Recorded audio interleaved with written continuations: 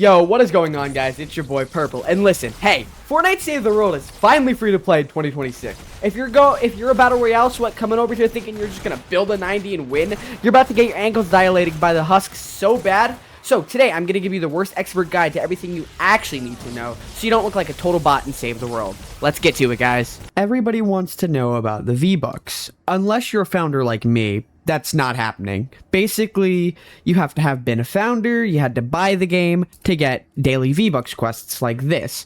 Basically, instead, you'll just get these X-ray tickets. Don't worry, if you come over to this exchange tab, you can still spend tickets. So it is still worth getting the tickets, but as for getting V-Bucks, that won't be happening unless you're a founder like me. Alright, now that you've stuck around to learn about the game, because you're invested, let me go over some things that are really important in this game, and things that have been changed by Epic Games. In Fortnite Save the World, you used to have a research tab. It was kind of like this, but it was different. Now you can convert schematics that you find in-game into schematics that you get to keep with the exact, power level, which power level is really important, as you can see. Power level is everything. Now, what is power level? Power level is basically your schematics. Well, schematics is part of it, but your schematics matter to your power level. As you can see, I've got some 130 weapons, which puts my schematics up higher. But your heroes also matter a lot. Like, if I were to just swap to a different loadout, you can see that my power level went down.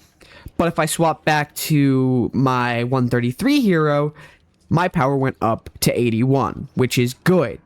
Your support heroes being leveled up all the way don't really matter, but they do kind of buff your power level up a little bit. So, you want to focus on your heroes. In the beginning, you want to take it slow, but you want to focus on your, hero loadout. That is definitely a big thing. This is a good thing. They also changed the defenders. The defenders now you can have 3 at a time. I'm pretty sure the way it works is if you're in a mission by yourself, you can have all 3 defenders out, I'm pretty sure. But if more people join, they take away more defenders and you get to only keep 1. But if everybody leaves and it's just you left, you get to get all 3 defenders. If that makes any sense. Let's talk about survivors, because survivors still do matter. Now, my personal recommendation for you in the beginning, don't worry about matching up types. For now, just turn on autofill and let it do the work for you, because while in the beginning, it doesn't matter if they're matching, but matching, towards the end game is going to be really important if you really want to get the most bang, and I mean the most bang for your buck. Genuinely, the most bang for your buck. Let's get back into heroes for a little bit. What are the different heroes? You've got soldiers, constructors, ninjas, and outlanders. What's the difference? They each have different abilities. Most of the ninjas or outlanders have the same abilities. Same with the ninjas, constructors, and the soldiers. They all mostly have the same abilities.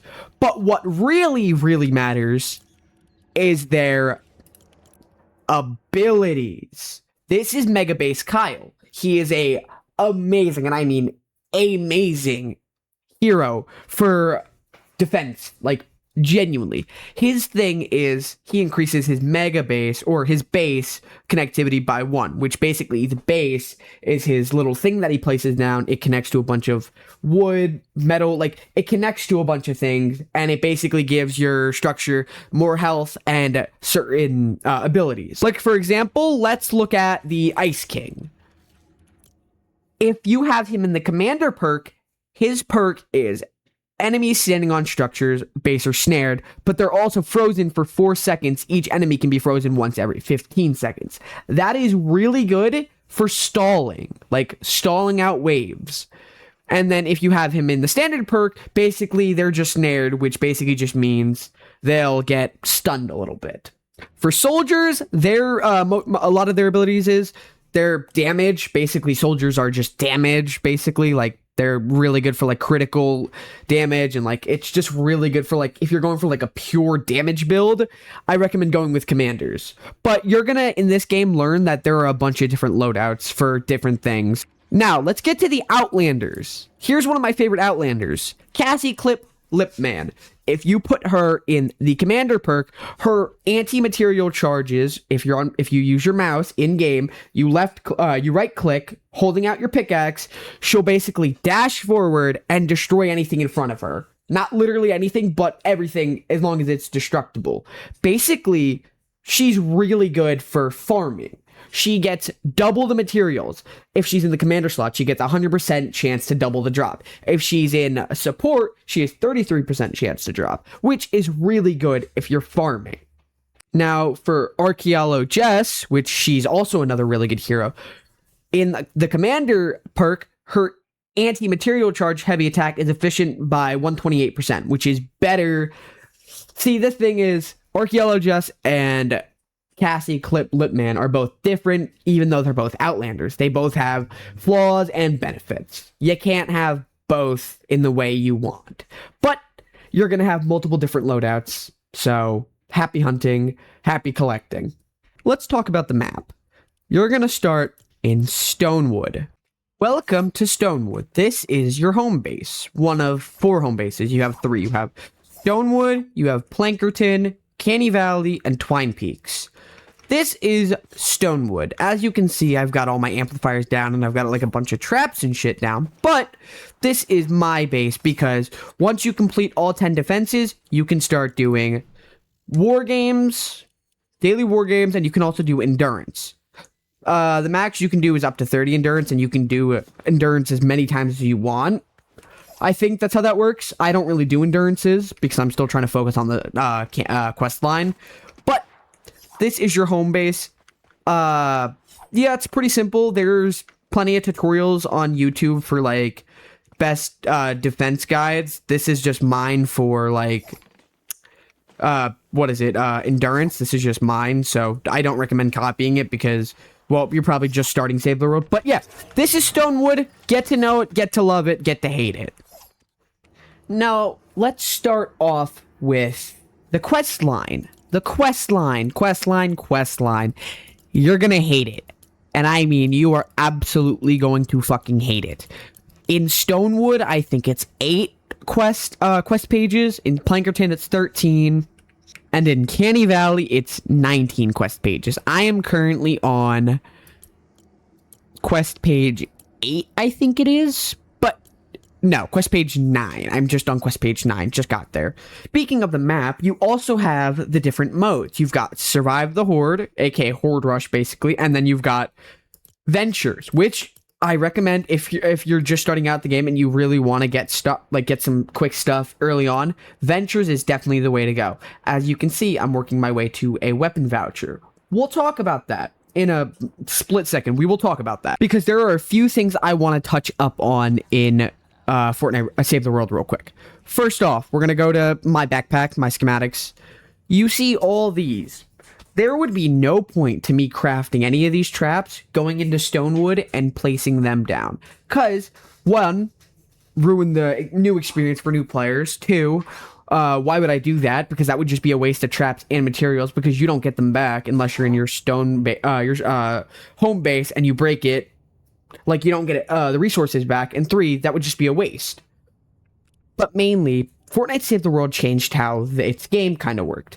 Basically, you can no longer drop items, traps, and stuff to your friends. Because, 1, it would help you power scale, especially now that also in your backpack, your highest level weapons also kind of contribute to your power level. So, basically, it was a way to buff your and boost your power and ruin the new player experience. So now, also, instead of when you go into a party of like 4 people, it used to buff your power. Now it doesn't. Now you stay your power. Nothing really changes, I think. Besides some few bonuses, but nothing really changes. Now, lastly, I want to talk about one really important thing. The collection book. This is where you can buy all your heroes, get all your heroes. Here's what I'm going to tell you. There are a few weapons in this book. If you have a hero voucher, weapon voucher, that I would recommend you getting. Some of these weapons are also flexible, but these are the ones I'd personally recommend getting if you want some quick, easy, good ones. For event people, you want to go to Homebase Heroes, Cassie Clip, Lipman. Recruit her for a hero voucher. Nextly, you want to go to Neon Weapons in the expansion schematics, and you want to get the Xenon Bow. The Xenon Bow you can research with Flux. It's not cheap, but it's not expensive, and it's definitely worth it if you plan to play a ninja for a crit build. It's definitely really worth it. Another weapon I can't recommend enough is go to the event schematics, go to Fortnite's weapons, and all of this stuff is really cool, but this is the weapon you want, the Plasmatic Discharger. This is a husk clearing monster. It is so good. I mean, so good. Now, those are some of the main weapons I'd recommend you get, and like main heroes I'd recommend you get with your hero vouchers. But by all means, if you want to go and buy things that suit your playstyle, go ahead. There's one last thing we're going to talk about, then I'm going to call it quits, end the video. We are going to talk about schematics. Now, I know we already talked about schematics, but if you go into the schematics, you click the upgrade button, you go to modify perks. You can change its perks. Now, for this, you need you need a core perk, which is a reperk. Perk recombobulator. That's what the system's called. You don't get it till Plankerton or Canny, I think. I think it's Plankerton. Yeah, you don't get 3-star heroes till Canny Valley. You get... Basically, what I'm trying to say is, don't worry about this now. Because in-game, when you start off, you're going to see a bunch of glowing animals that you want to kill, and those will give you some decent weapons of your power level or a little bit higher, and you want to use those for as long as you can. I mean, you could probably do it for the entire game if you really wanted to, but once you can start crafting like really good weapons like Late Canny, Twine, you want to start crafting your own weapons. So, yeah. I hope you guys enjoyed this guide to save the world. If you want to see more, like, comment, subscribe, and yeah, I really hope you guys enjoyed this video. We're almost at 500 subscribers. We just recently hit 450. I'll see you guys in the next video. I love you. It's your boy Purple, out.